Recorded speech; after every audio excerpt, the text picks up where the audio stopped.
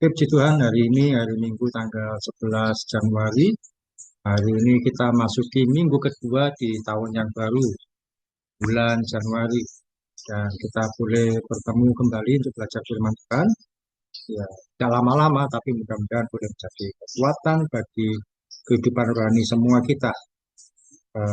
Yang saya harapkan wawasan kita akan firman Tuhan bertambah, iman kita juga bertumbuh, dan kita semakin kenal dekat dengan Tuhan hari demi hari.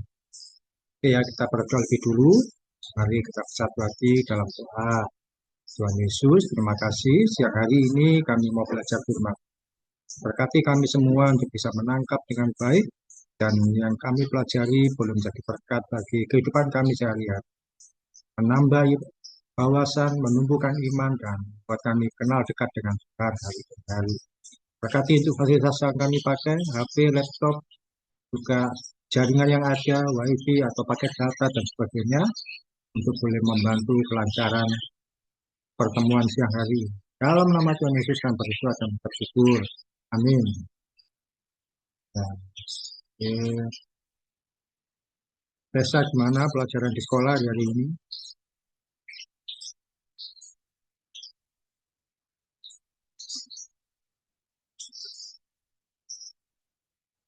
Halo Resa.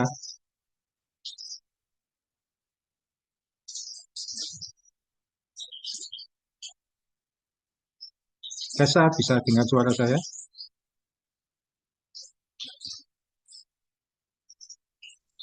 Bisa, Pak.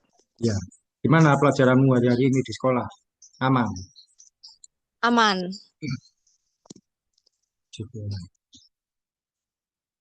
Oke, kita masuk pembelajaran firman Tuhan. Hari ini saya mau sharing tentang iman, satu judul Republik Iman. Ya, tapi sebelumnya kita akan memulai, kalau yang lalu eh, memulai dengan hal yang baru, yaitu sebuah pertanyaan yang kalian jawab. Sekarang kita memulai dengan hal yang lain lagi, yaitu tanyakan 3 pertanyaan yang ingin kamu ketahui pada teman konselmu. Nah, jadi Nara bertanya pada Kak Tessa, dan Tessa bertanya pada Nara. Ya. Kan kebetulan belum saling tahu, belum saling mengenal. Tanyakan apa yang ingin kamu ketahui. 3 pertanyaan saja yang singkat-singkat. Mulai dari Nara dulu, tanyakan ke Kak Tessa apa yang ingin kamu ketahui. Karena kan belum tahu sama sekali. Kira-kira apa yang kamu ingin ketahui sembarang. 1 pertanyaan dijawab sampai 3.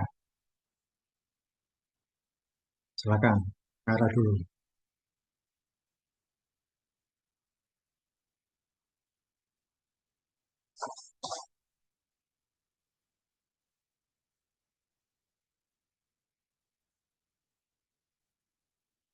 Belum. Apa Tessa dulu? Ya, nanti Nara sambil mikir. Tessa dulu. Tanyakan 3 pertanyaan yang ingin kamu ketahui. Ya, namanya Nara. Man konselmu. Silakan, dicoba. Siap.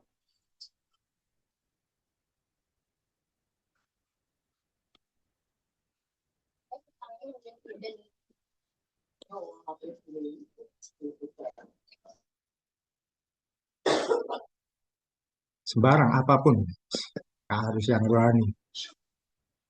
Eh, Cita-citanya apa? Nara, cita-citanya apa? Segera dijawab.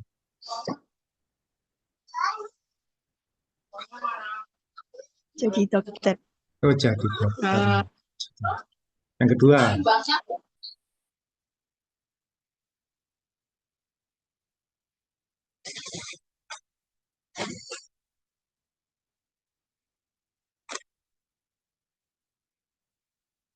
apa? Tessa, coba yang kedua. Sembarang apa? Ya seperti tadi cita-cita atau yang lain. yang kedua, makanan kesukaan. Nah, makanan disukanya Nara apa? Bakso. Bakso. Yang ketiga, terakhir. Coba apa yang bisa ditanyakan lagi?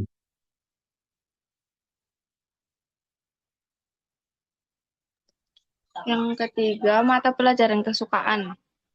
Mata pelajaran kesukaanmu apa, Nara? Agama. Agama. Bisa. Sekarang ganti Nara yang bertanya kepada Kak Tessa. Silakan. Hobinya apa? Hobinya apa, Kak Tessa?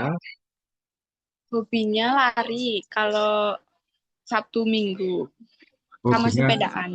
nari sama sepeda. Lari ya? Ya, lari sama sepeda. Gitu. Yang kedua, Nara. Minuman favoritnya apa? Apa minuman favoritnya? Tadi makanan sukaan, sekarang diganti balas minuman favorit. Minumannya matcha. Oh, maca. Keren. Biasa. Terakhir, Nara, tanyakan.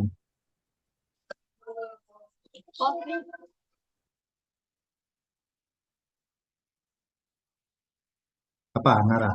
Satu lagi.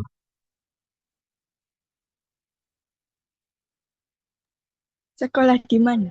Oh, sekolah di mana, Kak Tessa? Sekolah di SMA 1 Purwokerto. SMA 1 Purwokerto. Cikuak. Oke. Jadi, ketika kita Komsel ini tujuan kita utama adalah selain belajar firman Tuhan, kita juga saling interaksi, mengenal satu sama lain. Makanya ketika Komsel pun di tengah-tengah, saya juga berikan kesempatan untuk kita diskusi, ya sedikit tidak pertanyaan yang sulit-sulit. Ya, puji Tuhan. Karena begitulah kita sebagai saudara seiman dalam Tuhan Yesus, saling membangun, saling menasehati, saling menguatkan, dan itu diawali dengan saling mengenal. Ya, hari ini kita belajar tentang iman, publik iman. Sesuatu yang mungkin sudah sering diajarkan di gereja atau di persekutuan di sekolah atau di mana-mana tentang iman. Ya, tapi saya menguatkan, mengingatkan terus. Iman itu bahan dasar bagi orang Kristen. Orang Kristen harus punya iman. Tanpa iman kita tidak bisa melanjutkan kehidupan. Seperti kendaraan, sepeda motor, atau mobil. Perlu bensin. Kalau nggak ada bahan bakarnya, nggak ada bensinnya, tentu nggak bisa berjalan. Kita akan bekerja keras, mendorong sendiri. Kalau motornya sedang mogok, tidak ada bensin. Sama seperti kalau orang nggak ada iman, dia akan kesulitan menjalani kehidupan. Semua dipikir sendiri, semua dikerjakan sendiri. Nah ini ditulis saya tulisan kedua. Mengapa perlu iman? Sebab otak manusia kita itu terbatas. Logika kita tidak selalu bisa menerima segala sesuatu yang terjadi di dunia ini.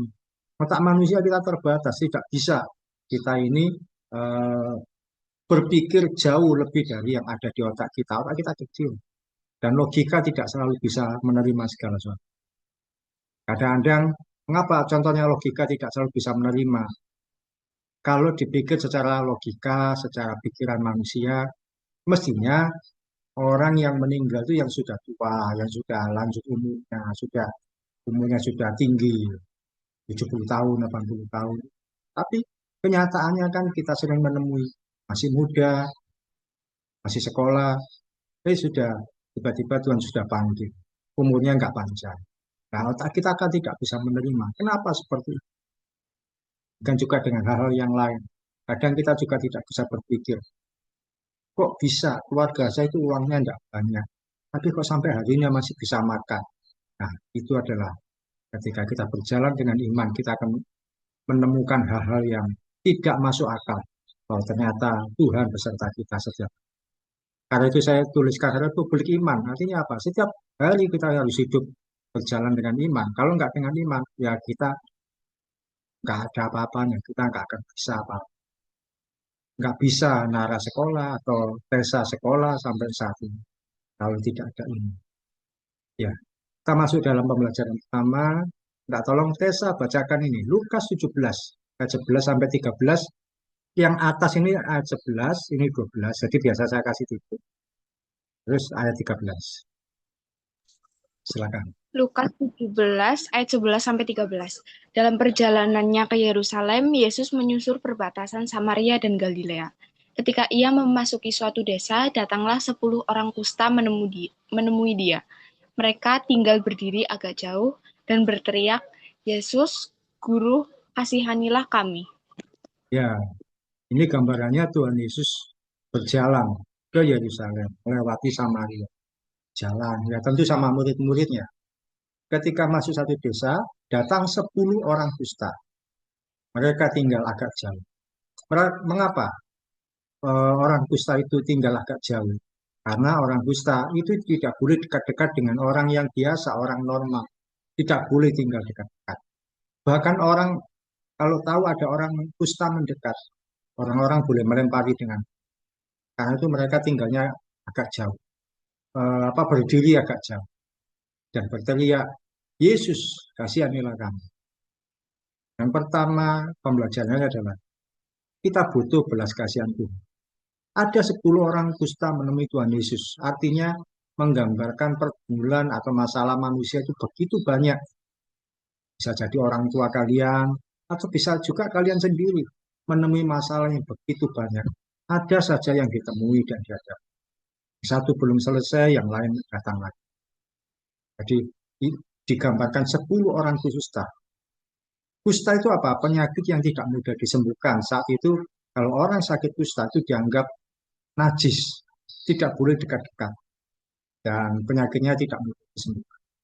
Kalau orang sakit kusta akan dijauhi banyak orang. Contohnya kalau di Indonesia itu pernah ada penyakit namanya AIDS. Tessa pernah dengar nggak penyakit AIDS? Pernah. Pernah. Sekarang memang jarang orang alami AIDS karena semakin ke sini sudah ada obatnya. Ya tidak menyembuhkan tapi memberi kekebalan supaya tidak tambah sakit tapi memberi kekuatan dalam. Tahun 90-an ada penyakit terkenal namanya AIDS. Orang kalau sudah dinyatakan AIDS, orang akan menjauh, tidak boleh mendekat, tidak mau mendekat. Bahkan tidak boleh pakai piring yang sama. Kalau misalkan ada keluarganya yang sakit AIDS, piringnya disembunyikan. Mencuci bajunya nggak boleh dicampur sama-sama. Jadi dijauhi banyak. Gambarannya juga seperti COVID-19. COVID-19 yang pernah dialami tahun 2020. Orang kan menjauhi kalau ada orang sakit COVID menjauhi. Bahkan itu sudah sembuh pun seringkali masih dijauhi. Dan sebagainya banyak penyakit-penyakit yang orang menjauhi. Apa artinya? Dalam situasi hidup kita akan menemui masa-masa orang itu menjauhi kita. Karena kita punya banyak masalah. Karena nggak punya uang terus dijauh. Karena apa itu tidak punya kedudukan dijauhi banyak. Nara pernah menemui enggak orang yang dijauhi karena dia tidak punya uang, atau punya banyak masalah. Pernah. Nah, kenapa dia dijauhi oleh lain?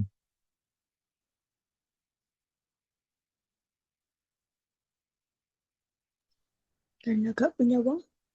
Karena nggak punya uang. Seringkali begitu. Oh, yang temannya punya uang, yang ini nggak punya uang, dijauhi. Jangan, jangan.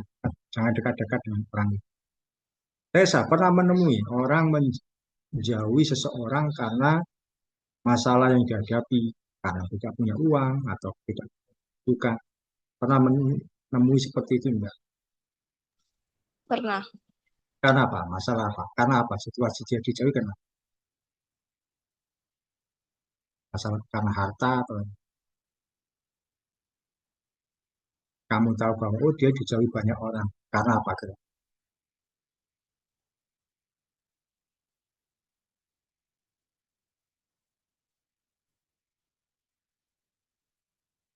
Masalah ekonomi mungkin. Ya wis, nanti saja mikirnya. Kadang-kadang ada orang itu karena dia suka pinjam uang ke orang lain, nah dijauhi. Karena kedudukan, karena ekonominya yang memprihatinkan orang lain yang jauh. Orang punya banyak masalah dijauh. Nah, karena itulah kita perlu belas kasihan. Ini ada gambar 10 orang kusta berseru, berteriak, mohon supaya disembuhkan oleh Tuhan Yesus. Tuhan Yesus lewat sama murid-muridnya. Akhirnya ada orang-orang berteriak, Tuhan Yesus kasihani kami. Ketika tidak ada satupun yang memperhatikan dan menolong, hanya pada Tuhan Yesus, kita bisa berteriak, mohon belas kasihan Tuhan. Ketika kalian ada masalah, tujuan utama kita adalah Tuhan Yesus. Dia adalah satu-satunya yang bisa menolong kita. Seorang yang putus asa dan dalam kesulitan, kalau berdoa, tidak akan biasa-biasa saja. Dia akan berseru dengan kuat. Ya mungkin kita nggak perlu berteriak di rumah, tapi dalam hati kita berdoa dengan sungguh-sungguh, Tuhan, tolong keluarga kami, Tuhan tolong kami, supaya kami mengalami situasi yang lebih baik tuh. Mungkin sedang dalam tekanan apapun masalah. Kita perlu berseru sama Tuhan. Artinya apa? Ketika kita dalam kesulitan, kita berdoanya sungguh-sungguh. Sama seperti kalau seseorang minta pertolongan di jalan, dia tidak akan bersuara pelan, tapi bersuara keras, minta tolong, supaya orang lain datang menolong. Kata-kata penguatan dari saya dalam masalah dan pergumulan yang kita hadapi, kita hanya butuh belas kasihan dari Tuhan Yesus. Karena dari manusia akan mengecewakan, kita butuh belas kasihan dari Yesus. Diskusi yang pertama, setiap orang kan pasti punya masalah. Anak kecil, anak remaja, sampai yang besar dan yang dewasa, sampai orang tua sekalipun, semua punya masalah. Tapi bagi kalian yang anak-anak muda usia sekolah, kira-kira masalah apa yang sering dihadapi oleh anak-anak muda usia sekolah atau seperti kalian ini? Kalau menurut Nara, masalah apa yang sering dihadapi oleh anak-anak muda usia sekolah?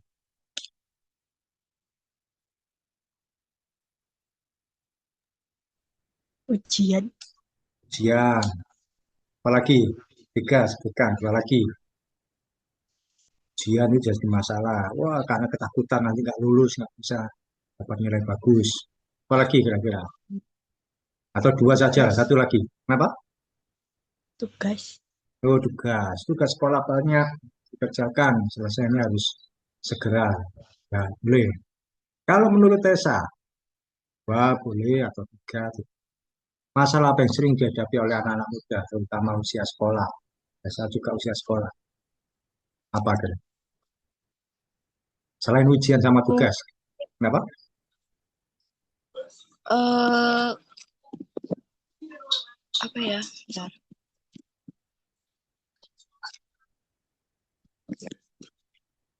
Sulit bergaul, Sulit bergaul. jadi nggak Karena punya teman. ada anak itu ya sangat kurang bergaul, sulit bergaul. Sering, istilahnya seringkali disebut introvert. Iya betul. Nggak punya teman, akhirnya takut ngomong gini, takut bergaul gini, takut salah. Ya, itu salah satu masalah nanti. Ya. Ada lagi? Menurut satu lagi, apa? Kira? Kecanduan gadget. Kecanduan gadget. Oh, main HP. Kenapa kok jadi masalah? Kenapa kecanduan gadget menurutmu jadi masalah? Karena kan kalau misalnya ngerjain tugas gitu, jadi nggak mengandalkan otaknya, jadi mengandalkan gadget, mengandalkan HP. Oh, sedikit-sedikit Google, sedikit-sedikit nggak bisa berpikir. Nanti kalau pas ujian sesungguhnya, bingung, nggak bisa mengerjakan karena itu bukan dua pemikirannya sendiri. Ya, semua orang punya masalah dan kita perlu belas kasihan. Yang kedua, kita baca mantuan dulu, Nara baca Lukas 17 ayat 14. Lukas 17 ayat 14. Lalu ia memandang mereka dan berkata, pergilah, perlihatkanlah dirimu kepada imam-imam. Dan sementara mereka di tengah jalan, mereka menjadi tahir. Ya, di sini Tuhan Yesus berkata, pergilah perlihatkan dirimu kepadanya. Langsung saja dulu. 2 Korintus 5 ayat 7. Nah, Tessa, bacakan. 2 Korintus 5 ayat 7. 2 Korintus 5 ayat 7, sebab hidup kami ini adalah hidup karena percaya, bukan karena melihat. Tuhan. Yang kedua, kita perlu melangkah dengan. Yang pertama, kita mohon belas kasihan Tuhan, tapi terus melangkah dengan iman. Di ayat tadi Tuhan Yesus tidak mengucapkan doa atau kata-kata kesembuhan. Kalau di peristiwa yang lain Tuhan Yesus selalu berkata sembuh atau eh, atau mengucapkan kata-kata kesembuhan. Kamu sudah disembuhkan atau misalkan apa lagi? Setan yang ada di dalam kamu pergi dan sebagainya. Tapi Tuhan Yesus tidak mengucapkan kata sembuhan. Dia hanya berkata, pergilah, perlihatkanlah dirimu kepada imam-imam. Orang kalau sakit kusta, itu sudah ada datanya, siapa saja yang sakit kusta. Itu dimiliki oleh imam-imam baik suci. Orang sudah tahu siapa saja yang sakit kusta.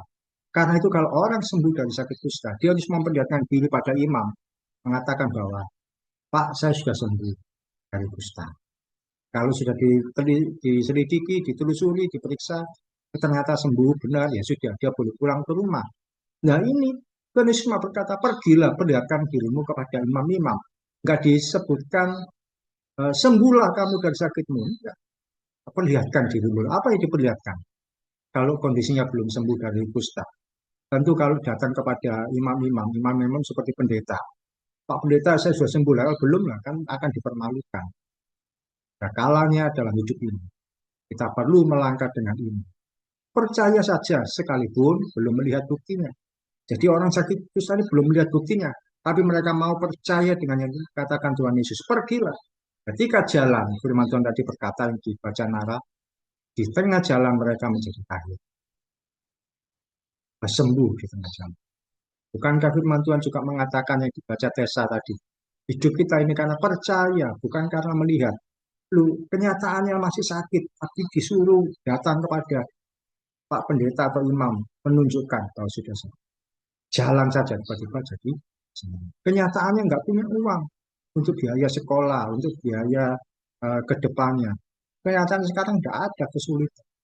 Percaya saja berjalan dengan Tuhan. Itu tiba-tiba sudah tercukupi, sudah terbayar, sudah terselesai. Nah ini ada gambar 10 orang kusta disuruh Tuhan Yesus menghadap imam di bait suci. Nah Tuhan Yesusnya di depan sini. Kalian menghadap ke imam-imam, tunjukkan ke sana. Nah, mungkin mereka juga mikir, gimana ini wong kita belum sembuh. Tapi terus ada mungkin salah satu berkata, wis gak apa-apa turuti aja. Jalan. Dalam perjalanan mereka menjadi sembuh. Apa jadinya kalau 10 orang kusta itu tidak berjalan menuju bait suci? Mereka menunggu dulu, menunggu sembuh. Tentu gak akan terjadi perubahan. Iman itu apa sih?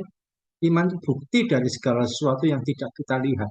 Kita belum melihat apa-apa, tapi kita percaya terjadi sesuatu. Iman membuat kita bisa percaya sekali.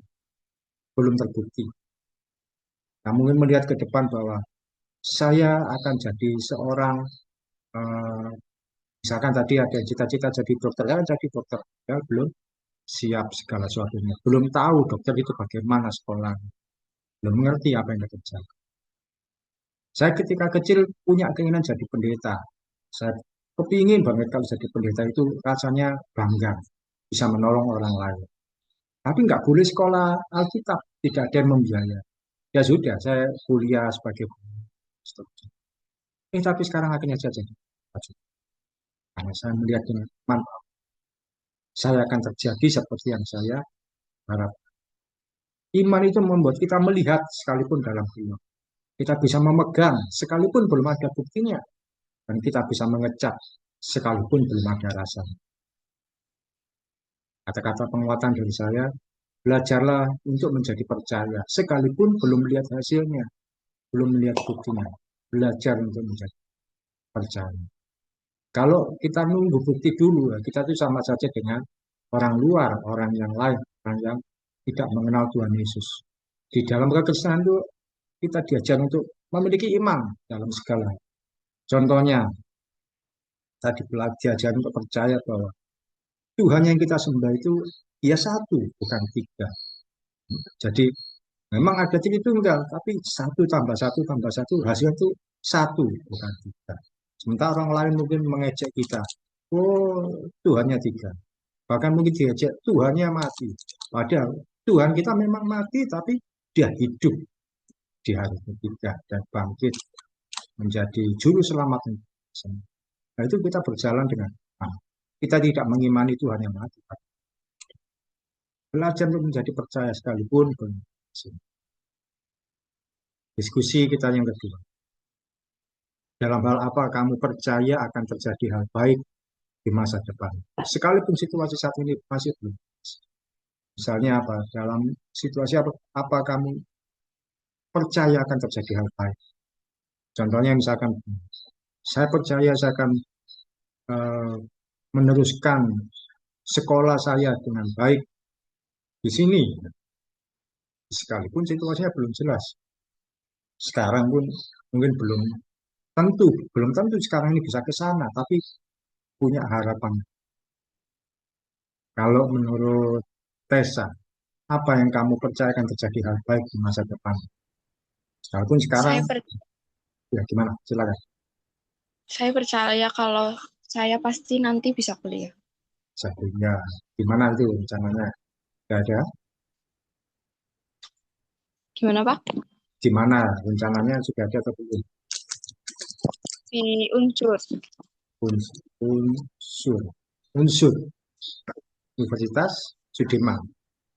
Iya, Pak. Tidak apa-apa, namanya pengharapan, cita-cita, iman, percaya, nanti pasti bisa kuliah. Bahkan mungkin ada gambaran kuliah di sini. Kalau belum ada, tidak apa-apa, tapi percaya bahwa bisa kuliah. Tidak tahu bagaimana situasinya nanti. Sekarang kelihatannya belum jelas. Percaya, Tuhan akan mempercaya. Kalau menurut Nara, hal apa kamu percaya akan terjadi hal baik di masa depan?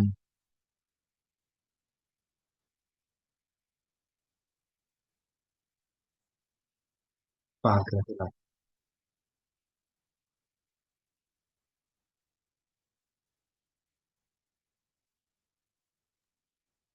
Bisa lanjut sekolah SMA dengan baik. Bisa lanjut sekolah SMA. Ya, sekolah. Karena kan meskipun sekarang SMP banyak yang juga tidak bisa melanjutkan SMA, tapi punya harapan bahwa akan terjadi di masa depan. Saya bisa SMA. Dimanapun itu percaya Tuhan. Oke, hal kedua adalah bahwa eh, kita perlu melangkah dengan tidak melihat kenyataan, tapi kita melangkah dengan. Kalau melihat kenyataan, orang Kristen itu akan nunggu terus nggak tahu sampai kapan. Ini kan juga kalau kita hanya melihat kenyataan, kita akan putus asa, kecewa. Kenyataannya nggak ada uang dan sebagainya. Tapi percaya dengan Tuhan, kita berjalan. Oke, pembelajaran ketiga, eh, Lukas 17 ayat 15 sampai 19. Nara bacakan 15, 16, 17. Nanti yang berikutnya Tessa.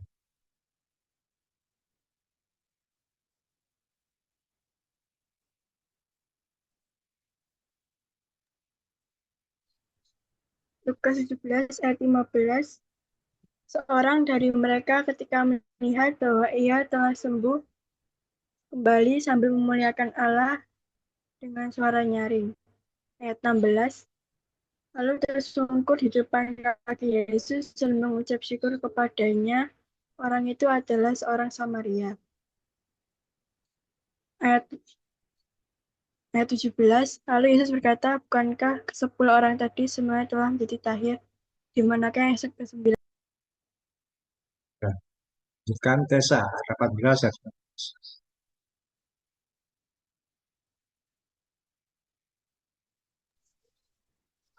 Tidak adakah di antara mereka yang kembali untuk memuliakan Allah selain daripada orang asing ini?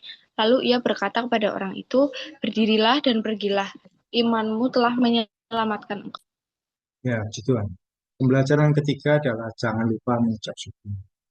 Tuhan Yesus selalu menolong di saat tidak terduga. Saat segala sesuatunya terasa buntu dan seakan tidak ada harapan. Semua jalan nggak ada pertolongan, nggak ada sesuatu yang layak. Tapi Tuhan Yesus menolong di saat nanti. Tapi kalau sudah ditolong oleh Tuhan, jangan lupa mengucap syukur. Mengucap syukur itu artinya apa? Menandakan segala sesuatunya ada karena campur tangan. Bahwa saya ada sampai di titik ini karena Tessa ada sampai di titik yang sekarang karena Tuhan yang seorang yang mengucap syukur tahu berterima kasih pada Tuhan yang telah menolong. Dari 10 orang kusta yang disembuhkan, cuma satu yang kembali ke Tuhan Yesus berkata, terima kasih, saya sudah sembuh. Kan tadi 10 orang diminta datang ke imam-imam. Tapi ketika di tengah jalan sembuh, satu orang merasa, oh aku sembuh. Kemudian kembali ke Tuhan Yesus dulu. Tuhan terima kasih ya, saya sudah disembuhkan. Terima kasih, engkau baik. Kata-kata penguatan dari saya, seorang yang mengucap syukur, dia menyadari bahwa pertolongan Tuhanlah yang membuat dirinya ada sampai di titik. Dan setiap hari kita perlu mengucap syukur. Ketika Tessa bisa naik kelas sampai kelas 11, Nara juga bisa bersekolah sampai kelas 8 semester 2. Sadari bahwa Tuhan yang membuat kita ada sampai sekarang. Oke, diskusi terakhir. Berikan contoh, kamu mengucap syukur karena pernah ditolong Tuhan. Dalam hal apa kamu pernah mengucap syukur? Karena pernah ditolong Tuhan. Makasih sama Tuhan. Nah, kamu pernah ditolong. Nara, pernah kamu mengucap syukur karena ditolong Tuhan? Pak, karena apa?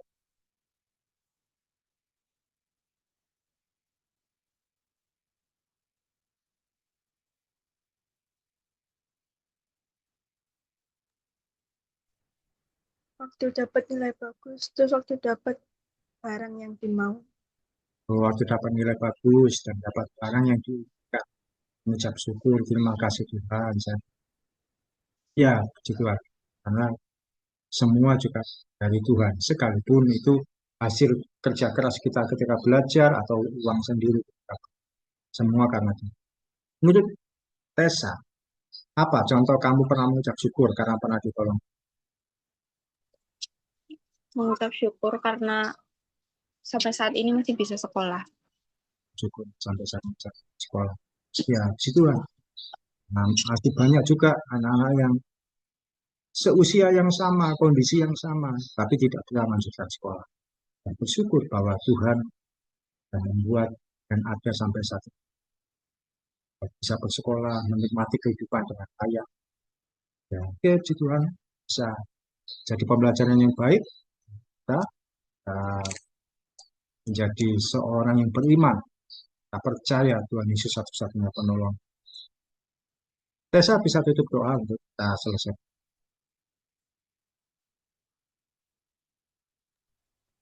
Mari kita berdoa. Selamat siang Tuhan, terima kasih atas penyertaan-Mu sehingga kami masih bisa melaksanakan komsel mingguan ini. Terima kasih karena Engkau telah memberkati kami dari awal tadi sampai sekarang, kami sudah ada di akhir. Berkati semoga firman yang tadi sudah diberikan oleh Pak Okti bisa kami renungkan dan bisa kami tanamkan dalam kehidupan kami sehari-hari.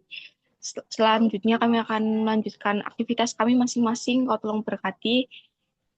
Dan terima kasih ya Tuhan, dalam nama Tuhan Yesus kami sudah berdoa. Haleluya, amin. Tuhan, terima kasih Nara, Tessa, terima kasih.